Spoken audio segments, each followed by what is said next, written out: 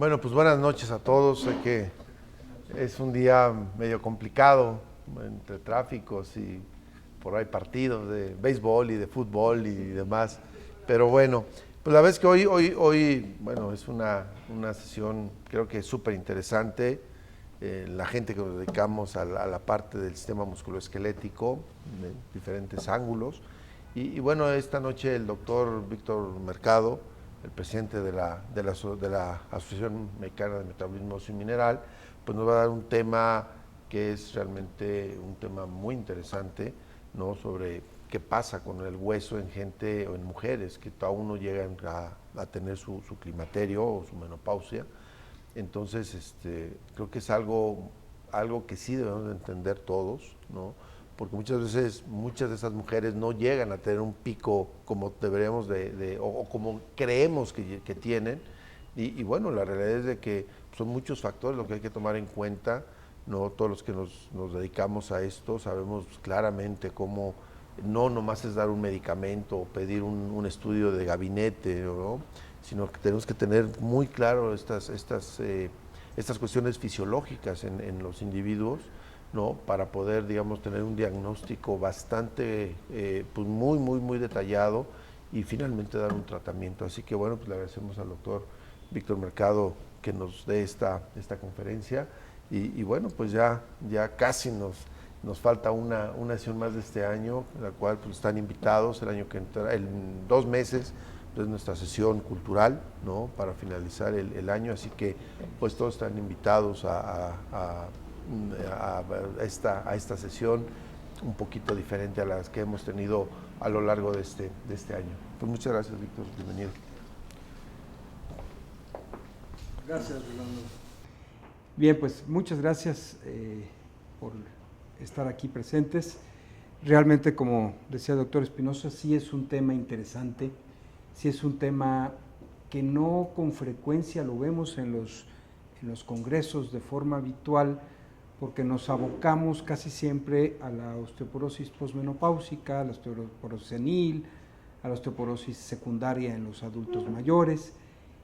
Y yo como ginecólogo, y quizá ustedes, con frecuencia nos enfrentamos a mujeres jóvenes premenopáusicas que nos llegan a la consulta y que tenemos que analizar qué está pasando con su masa ósea.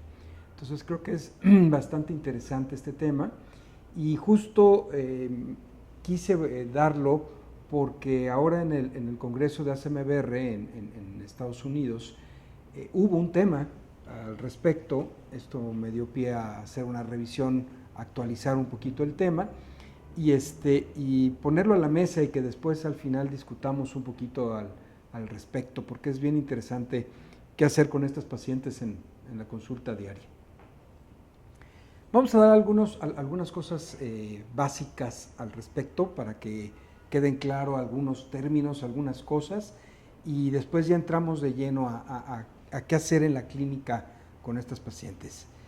Sabemos que en general el diagnóstico de osteoporosis es mucho más común en las mujeres posmenopáusicas, en los hombres mayores de edad, 60 a 65 años en adelante.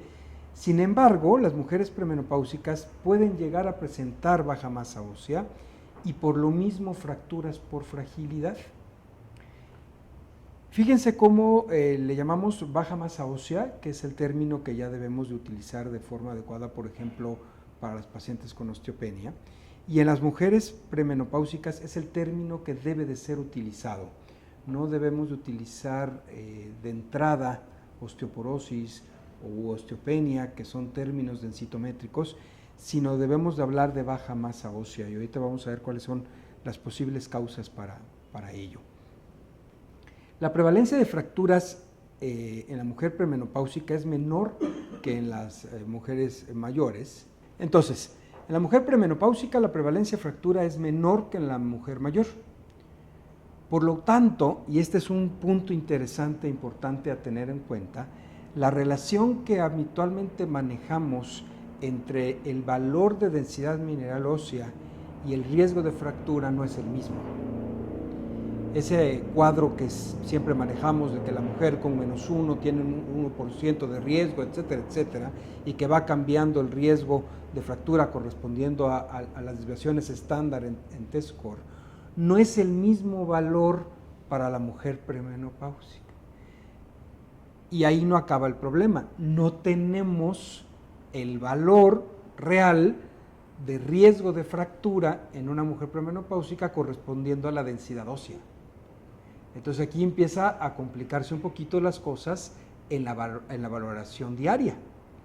Si de por sí nos cuesta trabajo dar un valor exacto de riesgo de fractura en una mujer posmenopáusica correspondiendo a su densidad, en la mujer premenopáusica todavía no es el mismo valor, y eso hay que tenerlo en cuenta. La densidad baja en las mujeres jóvenes, sin otros riesgos de fractura, no predicen fractura a corto plazo. Este es otro detalle interesante. Aunque veamos una densidad baja en una mujer joven que no tenga otros riesgos para fractura, y aquí va a estar la clave del diagnóstico, si no encontramos otros riesgos o causas secundarias, como vamos a ver al rato, no podemos manejar a la paciente, aún con una densidad de baja masa ósea, de la misma forma que lo haríamos con una mujer en posmenopausia, ya que su riesgo de fractura es distinto. Entonces son dos cuestiones bien interesantes que tenemos que tomar en cuenta. Por lo tanto, viendo los dos puntos anteriores, la densidad mineral ósea baja sola en una mujer premenopáusica no debe ser usada para el diagnóstico de osteoporosis en mujeres igual que en mujeres posmenopáusicas. Sabemos de antemano que no debemos de utilizar la valoración de T-score en la densitometría en las mujeres premenopáusicas. El valor de T-score y la clasificación de la OMS sabemos que es una clasificación para mujeres posmenopáusicas. Por lo tanto, no debemos de utilizar esta clasificación ni el T-score en las mujeres premenopáusicas. No debemos usar tampoco, como hemos dicho, el término osteopenia ni osteoporosis en este grupo de edad, sino baja masa ósea con o sin fracturas por fragilidad. Entonces tenemos que utilizar el Z-score, que hay que recordar que es la valoración del promedio de mi paciente con respecto al promedio de mujeres de su misma edad, en este caso premenopáusicas, y debe de valorarse entonces correspondiendo a valores por debajo de -2 desviaciones estándar en Z-score. Debe de ser utilizado también las dos regiones que siempre se utilizan en la densitometría, recordar la columna lumbar, la cadera, y en caso de que alguna de las dos no sea valorable, se debería utilizar también al tercio medio del radio.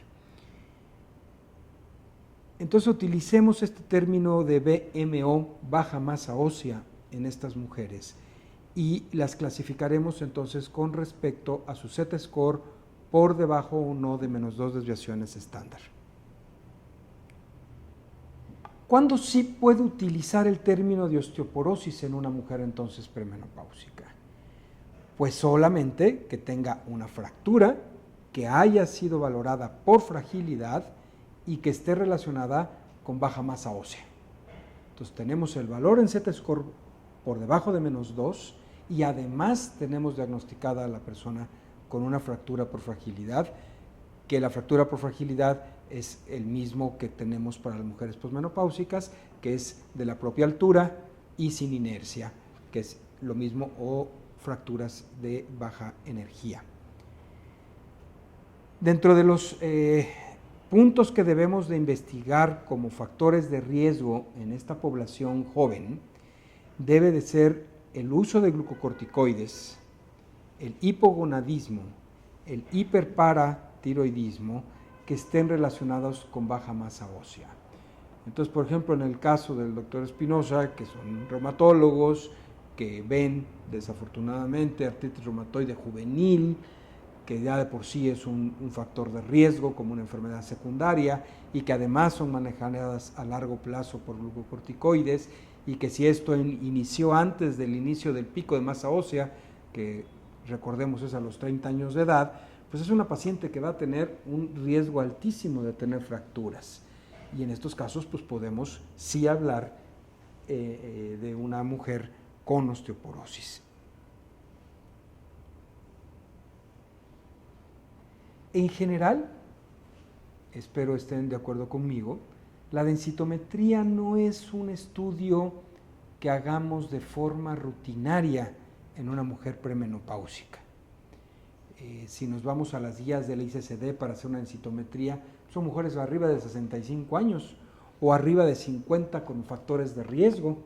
Entonces, en realidad la densitometría, ¿a quién se la vamos a hacer en mujeres premenopáusicas? La indicación está en mujeres premenopáusicas con factores de riesgo o con enfermedades secundarias o uso de medicamentos que puedan generar fracturas por fragilidad. Ese es el único caso donde está indicado el realizar una densitometría ósea en este grupo de mujeres. ¿Qué enfermedades están asociadas a baja masa ósea o pérdida ósea?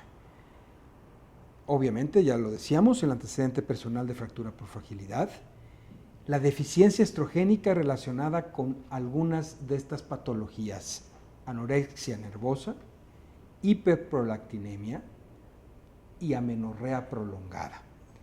Esto para nosotros, para los ginecólogos, tiene que ser una alarma clara en este tipo de pacientes que debemos de buscar baja masa ósea. Con bastante frecuencia nosotros vemos pacientes con hiperprolactinemia y no pensamos en la afectación que puede estar dando hacia hueso. Desafortunadamente anorexia nervosa que va en incremento en los grupos de población joven de mujeres.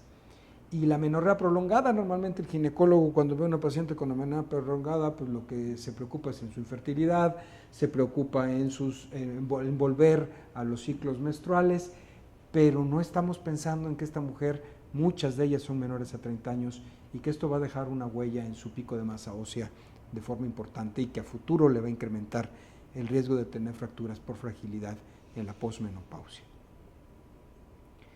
¿Qué otras? Hiperparatiroidismo, artritis reumatoide, como habíamos comentado, y la enfermedad celíaca. Ahora ya hasta en los súpers están preocupados por la enfermedad celíaca, cada vez hay más productos sin gluten, y créanme que no es un diagnóstico fácil, y además lo pensamos poco, siendo honestos. Tenemos que empezar a pensar en estas pacientes, y generalmente son también mujeres jóvenes las que tienen enfermedad celíaca. Enfermedad inflamatoria intestinal y algunas otras enfermedades de alteración de la absorción intestinal nos pueden dar baja masa ósea y fracturas por fragilidad en las mujeres premenopáusicas. ¿Qué medicamentos? Bueno, pues los glucocorticoides que ya mencionábamos, pero también hay otros medicamentos para este grupo de edad en específico que se usan con frecuencia. También nosotros los ginecólogos con frecuencia los usamos y tenemos que pensar en estos casos. La depomedroxiprogesterona, que todavía se utiliza en algunas cosas, los agonistas de GnRH, que los utilizamos bastante frecuente para cuestiones de miomatosis uterina o de endometriosis, los inhibidores de aromatasa, desafortunadamente en mujeres jóvenes que están teniendo cáncer de mama y que deben de recibir este tipo de tratamientos, pues también vamos a tener problemas con ellos. Y los antiepilépticos, fenobarbital, fenitoína, carbamazepina, valproato, que también son de uso común y en mujeres todavía más jóvenes en la infancia o en la pubertad.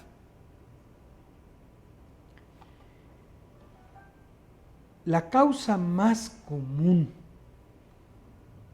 de baja masa ósea en mujer premenopáusica es no haber llegado al pico de masa ósea. Esa es la más común de todas. Recordar que este pico de masa ósea se va a ir formando a lo largo de la vida una vez nacida esta persona, que de los 11 a los 14 años es la época de mayor formación de masa ósea, que se completa más o menos hacia los 19, 20 años de edad, y que de los 20 a los 30 años va a haber todavía una pequeña ganancia final hasta llegar al máximo de los 30 años. Entonces, cualquier patología, cualquier causa secundaria, cualquier medicamento que altere el pico de masa ósea va a ser causa directa de posibles fracturas por fragilidad en la premenopausia. Hace algún tiempo, y viendo aquí al doctor Mirazú, en algún momento comentamos la utilidad de hacer una densitometría reportada en gramos por centímetro cuadrado en población de 30 años y tenerla guardada, no para hacer diagnóstico, por supuesto, sino para saber tener un corte de pico de masa ósea máximo en la persona, para que después podamos hacer comparaciones posteriores en la etapa del climaterio y tener el pico de masa ósea de esa persona comparada con ella misma varios años después. Y creo que es una idea que puede ser interesante, porque así podríamos tener también datos poblacionales de a qué picos de masa ósea estamos llegando en la población, por lo menos en las mujeres. Sería algo que quizá podríamos retomar y que podríamos darle un poquito de fuerza, porque podría ser útil tener esa posibilidad. La mujer premenopáusica puede tener entonces baja masa ósea por no haber logrado este pico, y las razones más frecuentes de no haberlo llegado es por predisposición genética, trastornos genéticos, enfermedades como algunas de las que ya vimos, exposición a algunos medicamentos que ya vimos, pero también al estilo de vida. Y aquí es donde, bueno, pues desafortunadamente nuestra gente joven está teniendo problemas importantes, en primerísimo lugar de sedentarismo. Estamos teniendo una población joven, muy joven, sedentaria, y que nosotros mismos como adultos a veces estamos provocando por miedo, por riesgo, por diferentes circunstancias. Estamos prohibiéndole a nuestros hijos salir a caminar, a correr, a jugar, a hacer deportes, a quitar ese sedentarismo, y al contrario lo estamos favoreciendo con una serie de cosas educacionales, entre comillas, que están favoreciendo el sedentarismo de la población joven. No se diga el inicio temprano del tabaco, del consumo de alcohol, de algunas otras drogas, la baja ingesta de calcio, los alimentos que sabemos de antemano que van a inhibir o disminuir la absorción de calcio intestinal, como toda la comida rica en grasas saturadas y ricas en proteínas en cantidad exagerada, como toda la comida desafortunadamente prefabricada, que es la alimentación que está teniendo nuestra población joven. Entonces, como vean, estamos haciendo todo lo posible porque la población joven tenga baja masa ósea y pico de masa ósea bajo.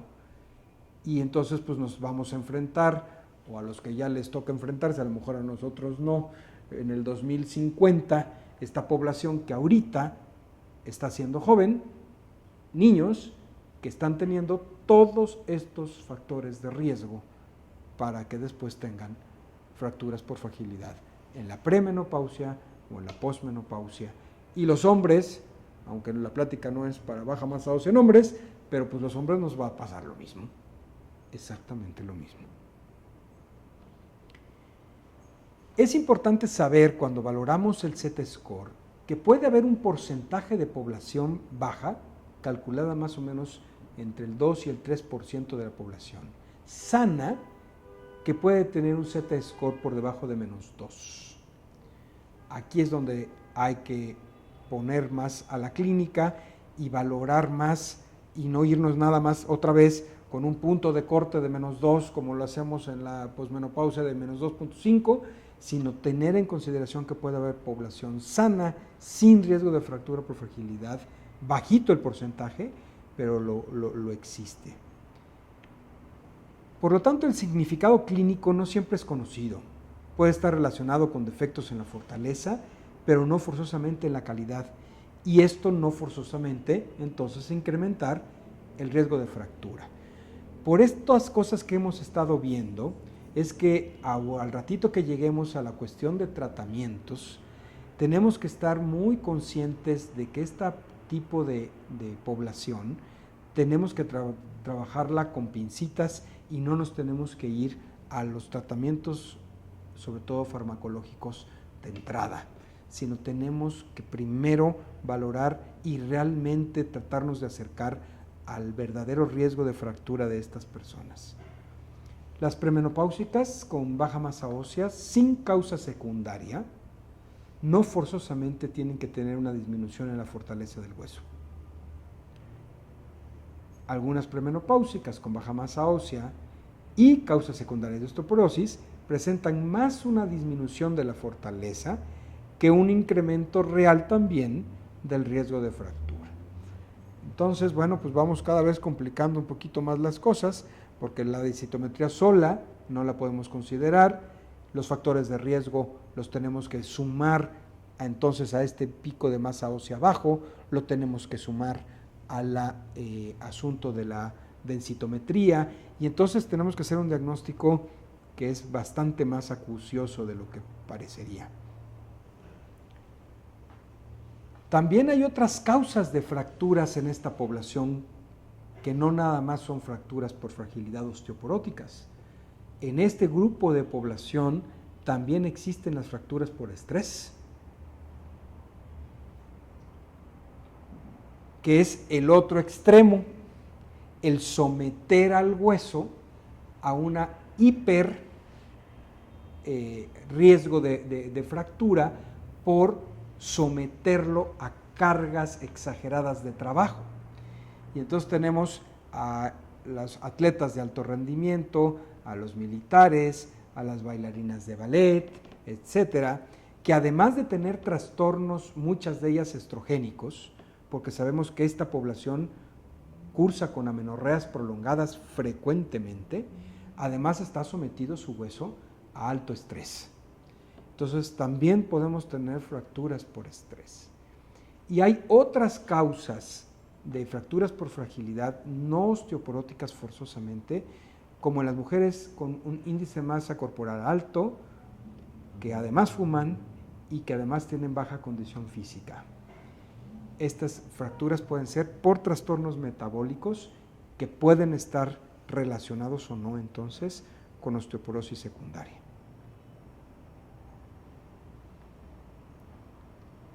Las fracturas vertebrales en las mujeres premenopáusicas pueden ser por desórdenes autoinmunes o por altas dosis de glucocorticoides, que ya habíamos comentado, y que a pesar de tener una densidad mineral ósea aparentemente normal en Z-score, puedan tener fracturas por fragilidad vertebrales. El antecedente de fractura en la premenopausia, por supuesto que nos va a incrementar el riesgo de fractura en la posmenopausia. Entonces, el saber que una mujer desde antes de la premenopausia tenía baja masa ósea, tenía una mala calidad ósea, tenía caídas frecuentes, muy probablemente por alteraciones neuromusculares, y aquí entramos al campo también de la sarcopenia en mujeres jóvenes, sarcopenia en personas con obesidad, que cada vez más está habiendo. Entonces, estas personas en la premenopausia que están teniendo estos factores metabólicos van a tener una incidencia mucho mayor de fracturas vertebrales en la posmenopausia. He aquí la gran importancia de hacer un diagnóstico temprano. ¿Cuáles son entonces estos factores que debemos de investigar en la población premenopáusica?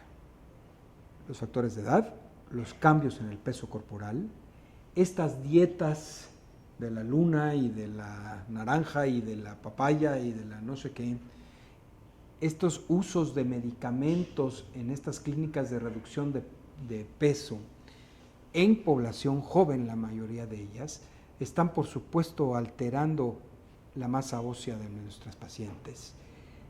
La pobre ingesta de calcio en los alimentos, el sedentarismo, el alcoholismo, la historia familiar de osteoporosis y de fracturas, el tabaquismo Y el número de embarazos, que bueno, en la actualidad este número de embarazos va a la baja como la bolsa, pero que de todas formas, todavía en alguna población encontramos mujeres multíparas, no bien sustituidas con calcio y vitamina D durante sus embarazos, durante la lactancia, y que esto va a favorecer a no tener un pico de masa ósea. Además es población que normalmente inicia con embarazos a muy temprana edad. Estamos teniendo actualmente ya en los hospitales de alta concentración áreas específicas de embarazo del adolescente. ¿Qué pasa con estas mujeres que están teniendo embarazos a los 12, 13, 14 años de edad? Y que a los 2, 3 años tienen otro, y que a los 2, 3 años tienen otro. Imagínense el pico de masa ósea de estas personas.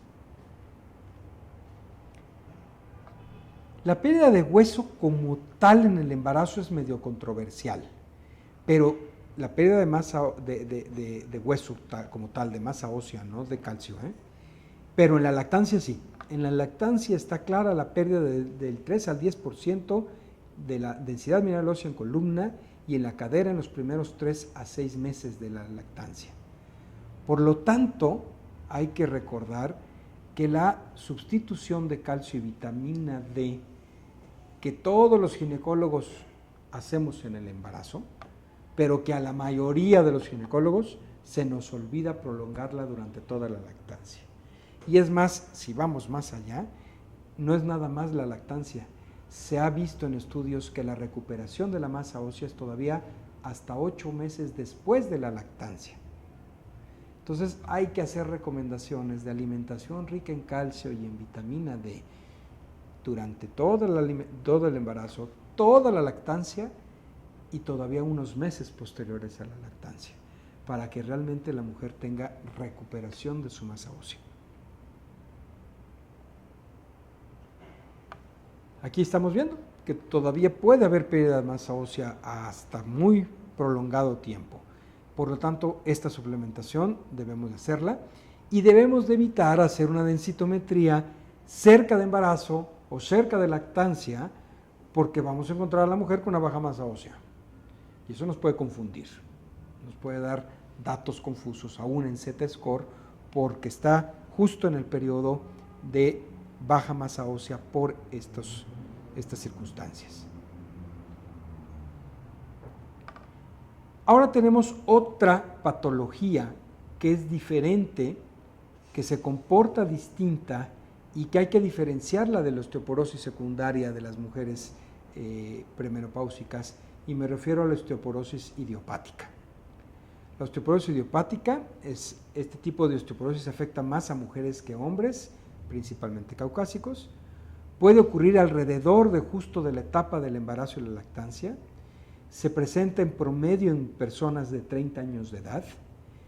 Presentan fracturas múltiples, alrededor de 5 a 10 años de historia de fracturas múltiples frecuentes, sobre todo rico en huesos trabecular, como puede ser vértebra o cadera.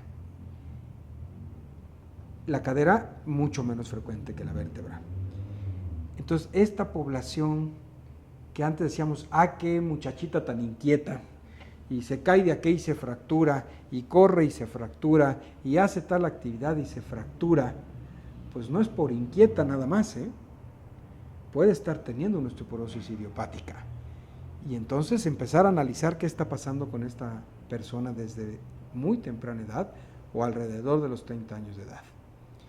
¿Qué laboratorios debemos hacer para identificar osteoporosis idiopática? Buscar datos de hipercalciuria, deficiencia subclínica de estrógenos, incremento de los marcadores de resorción ósea, que los conocemos, buscar anormalidades de la función osteoblástica, decrementos de factores de crecimiento como el IGF-1 y, aunque no se utiliza de forma abierta, de forma habitual, pero en casos necesarios una biopsia ósea nos va a hablar del decremento de la formación ósea en esta población. ¿Cómo vamos a evaluar clínicamente a las mujeres entonces en premenopausia? Lo primero que tenemos que hacer es buscar si ha tenido ya una fractura por fragilidad o no, sea vertebral o no vertebral, y buscar causa secundaria. Por definición, la osteoporosis premenopáusica es una osteoporosis secundaria. Entonces tenemos que buscar la causa de la misma.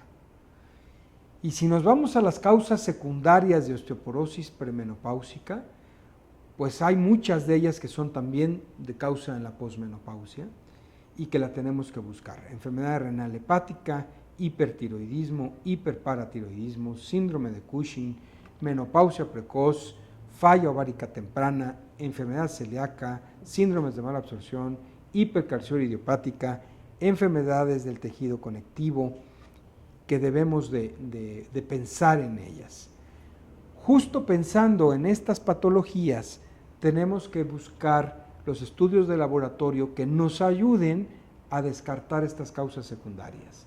Entonces tenemos química sanguínea con fosfatasa alcalina, de preferencia específica de hueso, biometría hemática, calcio, fósforo y magnesio, la 25-hidroxivitamina D. Recordar que la deficiencia e insuficiencia de vitamina D en población en jóvenes y en niños está siendo frecuente, valoración de PTH intacta, creatinina y calcio en orina de 24 horas, perfil celíaco, TSH, serían los laboratoriales generales que debemos de hacer en esta población. Y todavía tenemos un listado de estudios de laboratorios complementarios que debemos de hacerlos, obviamente no en todas las personas, sino que ya habiendo hecho una historia clínica adecuada y pensando en causas específicas, entonces hacer estudios específicos como cortisol, sedimentación eritrocitaria, factores reumatoides, homocisteína, biopsia de piel, datos para osteogénesis imperfecta, bioquímica y remodelado óseo, alteraciones del hierro, anemias y alteraciones hematológicas que lo pueden estar ocasionando, y hacer estudios específicos para buscar esta causa secundaria. Obviamente a estas personas tenemos que darles una consejería adecuada para cambios en el estilo de vida.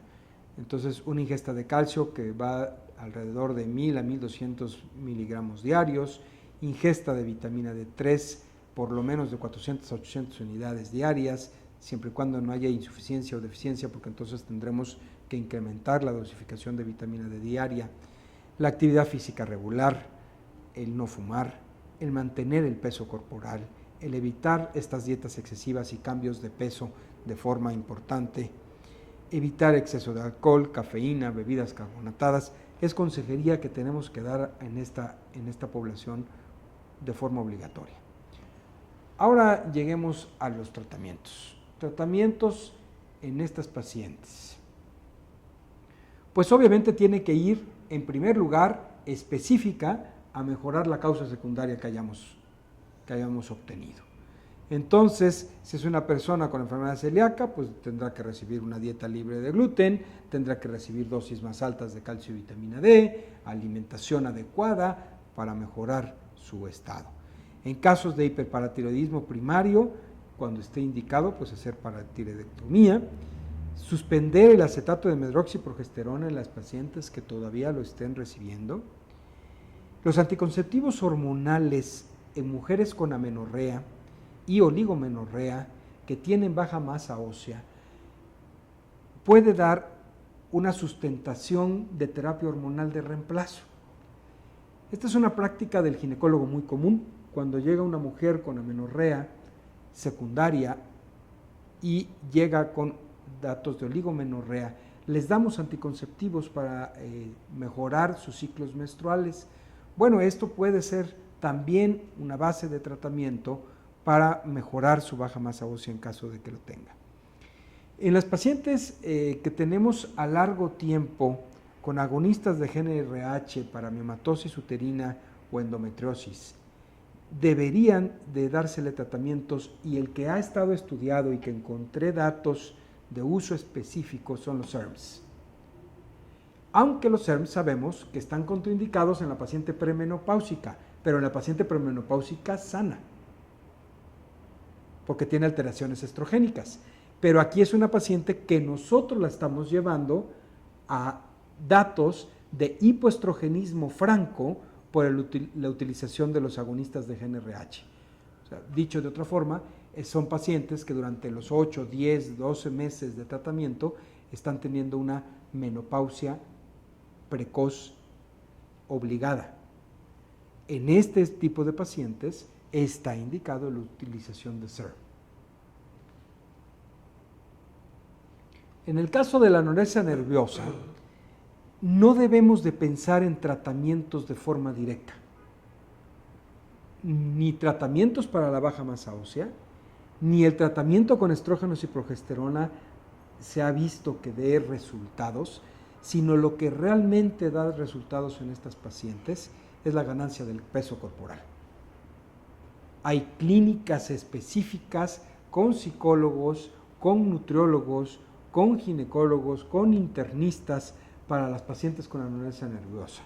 Y lo que realmente va a mejorar la masa ósea y las condiciones generales de esta paciente es que vuelva a tener ganancia de peso corporal.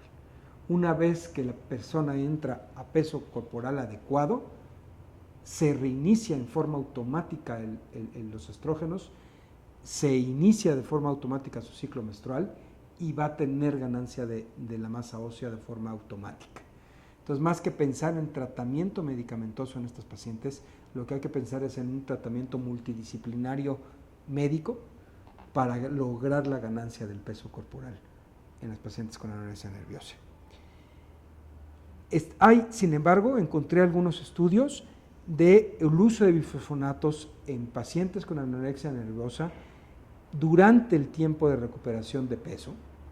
Son pocos los estudios que hay al respecto. Sería muy interesante entrar en una discusión de lo bueno y lo malo del uso de bifosfonatos justo en este tipo de población. Pero bueno, hay datos de aparente utilización de ellos y una vez que la paciente recupera peso, habría que suspender el bifosfonato. Justo lo que decíamos hace un momento, que los SERMs no se utilizan en mujeres premenopáusicas.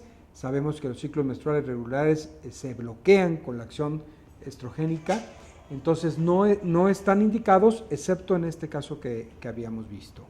La calcitonina no mejora la DMO, ni los marcadores bioquímicos de remodelado, y los bifosfonatos en las mujeres perimenopáusicas sin causas secundarias ni uso de glucocorticoides no está indicado. Veíamos este grupo que ha estudiado a las pacientes con anorexia nerviosa, pero en general la población con baja masa ósea en premenopausia no debe de utilizarse bifosfonatos, excepto en población con uso de glucocorticoides. Pero en esta población, principalmente en la de uso de glucocorticoides, el medicamento que ha estado más estudiado y del que encontré más datos es de teriparatida. La teriparatida previene la pérdida de masa ósea en premenopáusicas que están recibiendo agonistas de GnRH y en tratamientos con glucocorticoides. Entonces, esto sería el manejo de una paciente, por ejemplo, ya con fracturas en premenopausia, que además está con uso de glucocorticoides o de GnRH a tiempo prolongado. Estas pacientes pueden recibir teriparatida por el tiempo que está indicado, que sabemos que está indicado, y en cuanto la paciente tuviera ganancia de la masa ósea y disminución del riesgo de fractura, debería de ser muy probablemente suspendido o cambiado a un antirresortivo, como sabemos, para mineralizar el hueso. Estos son los datos de farmacología que encontré interesantes, discutibles, obviamente tienen que ser muy bien valorados en el caso específico de cada paciente, y ya habíamos comentado que en general son pacientes que no deben de recibir tratamiento farmacológico. Lo que deben de recibir es la solución de su causa secundaria, la ganancia de masa ósea por medidas generales y no por tratamientos. Estos tratamientos, los que acabamos de mencionar, están específicamente nada más indicados en población que ya está teniendo fracturas por fragilidad en premenopausia. ¿Qué pasa con las pacientes, por ejemplo, que están recibiendo quimioterapia? Las pacientes que están recibiendo quimioterapia con un alto riesgo de fractura o perdedoras rápidas de masa ósea durante la quimioterapia deben de recibir tratamiento. El tratamiento que encontré es el palmidronato, bifosfonato, de 60 miligramos IV cada 3 meses durante el tiempo de la quimioterapia y después debe de ser suspendido.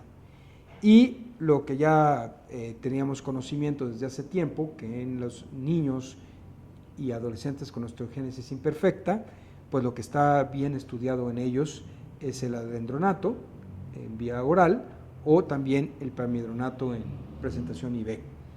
En osteogénesis imperfecta, que es todo un problema y una patología bastante difícil de manejo, en estos pacientes, bueno, sabemos que los bifosfonatos son los que han sido estudiados y están indicados en esta población.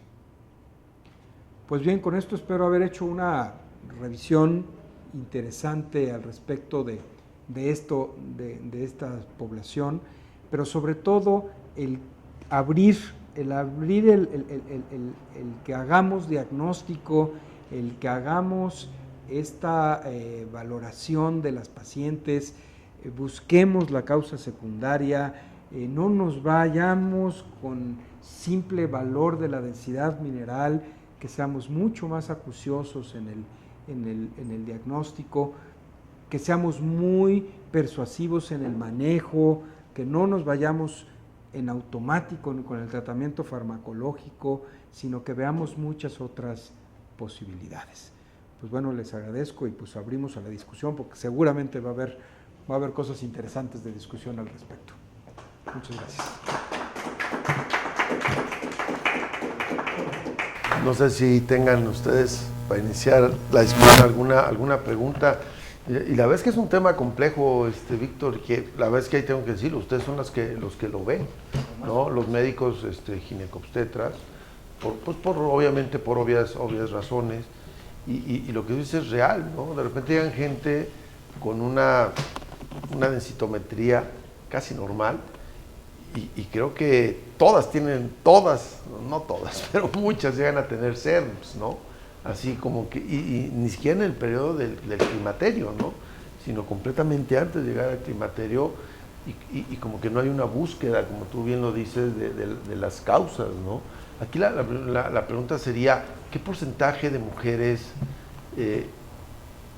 no sé si en México, no sé si hay ese dato, pero en el mundo, por lo menos, se encuentran con baja masa ósea en edades, digamos, antes de los 50 años, que digamos, pensemos que esa es la edad que inician con el climaterio? Sí, fíjate que el dato no es sencillo porque está dividido por etapas de edad, pero el dato que encontré relativamente reciente es en población entre 40 y 50, o sea, en la etapa climatérica premenopáusica, la población, el dato que encontré en población es alrededor del 20%. En esa etapa.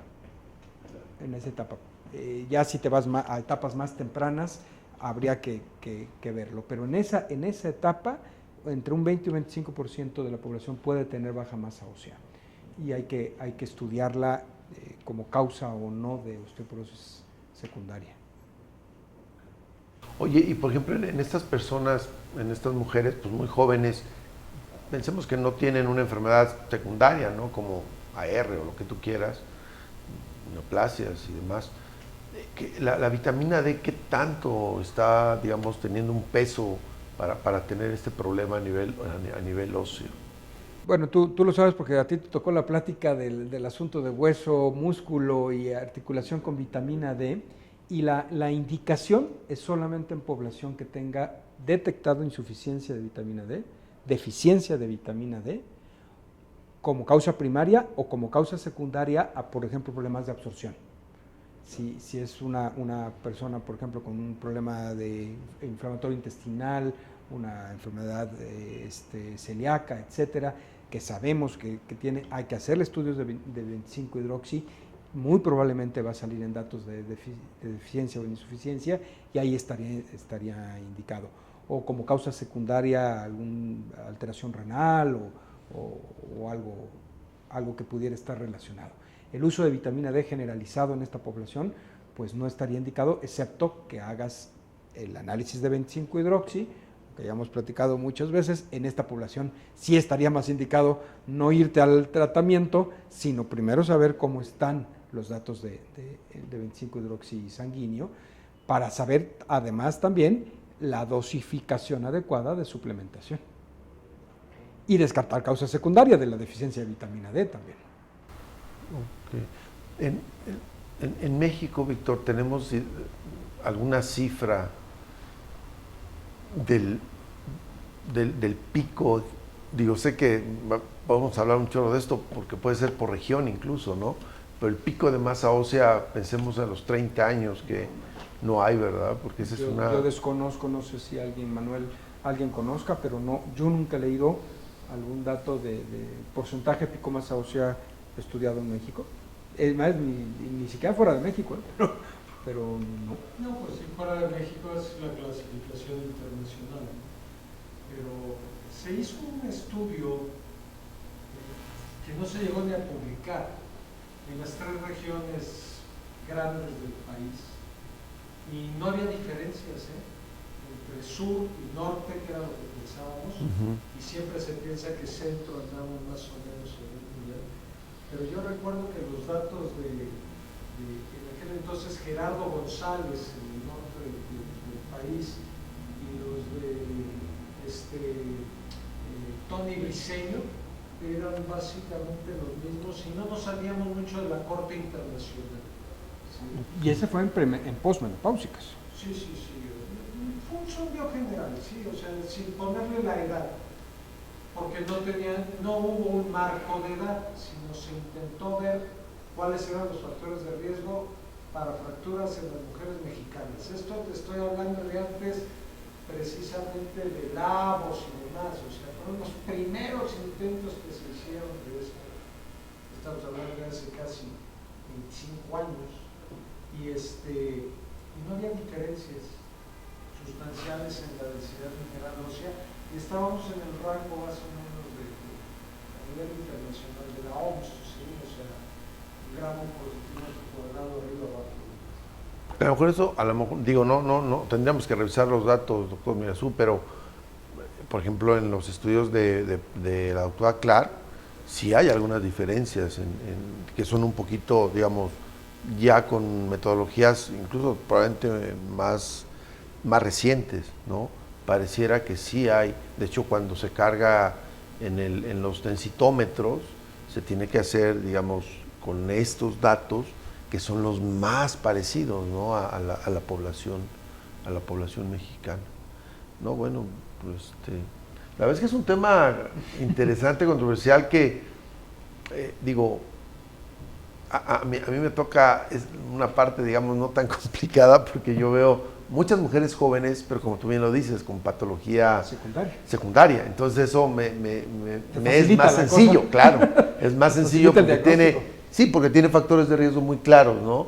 Unos por una propia enfermedad, como puede ser una artritis reumatoide, lupus, ¿no? Espondiloartropatías, y otro poco por lo que yo le doy, ¿no? Esteroides, sea la dosis que sea. Entonces ahí no hay duda que el tratamiento, ¿no? En estas mujeres, digamos, es un poco más fácil, pero no así en la mujer, digamos, sana, y que tiene una baja masa ósea, ¿no? Ahí es complicado, porque, pues, como tú bien lo dices, no está indicada dar de entrada bifosfonatos o dar algún otro tratamiento, ¿no? Y eso es lo que más frecuentemente vemos, y probablemente ustedes sean los que tienen mucha mayor experiencia en este tipo de mujeres, ¿no? Sí, definitivamente. Sí, pues no sé si quieren comentar algo más.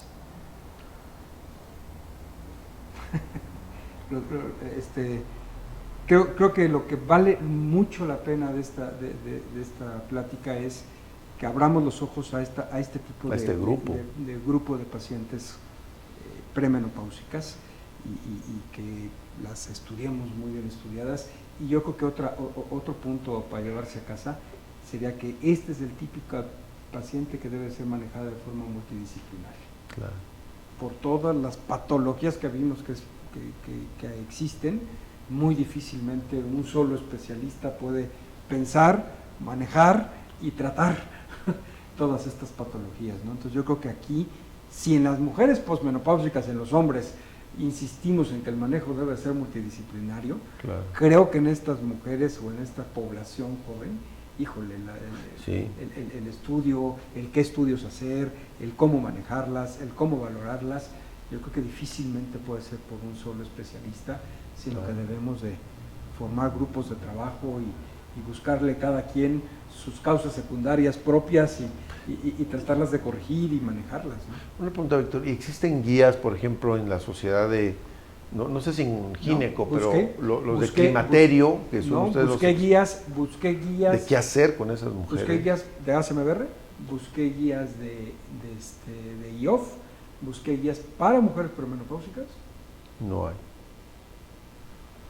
No, todas las que te encuentras son las que ya conocemos todos, pero es para mujeres posmenopáusicas o hombres mayores.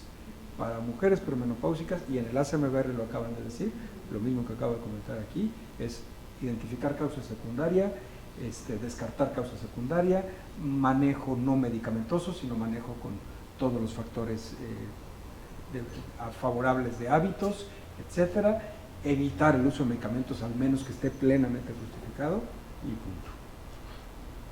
No hay más. Porque ahí la gran pregunta sería, o sea, no le doy nada, porque quitemos que no tiene una causa secundaria como tal, ¿no? De todas las que tú nos mencionaste. Aquí la gran pregunta sería, ¿me esperaría de que tenga una primer fractura? ¿No?